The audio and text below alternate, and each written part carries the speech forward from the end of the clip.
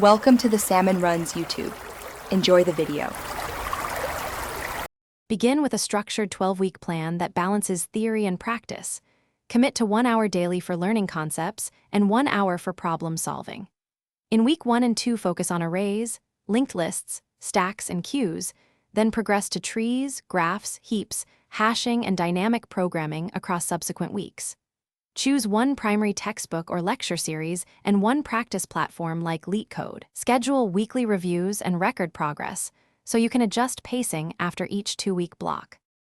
Adopt a daily practice routine that targets 30 to 50 progressive problems over a month, starting with easy, moving to medium, then attempting hard problems.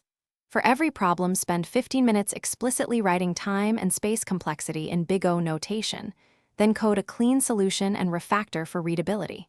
Use a 2-pass approach. First solve to get a working solution, then revisit later to optimize, add edge case checks, and write comments or tests to document behavior and invariance.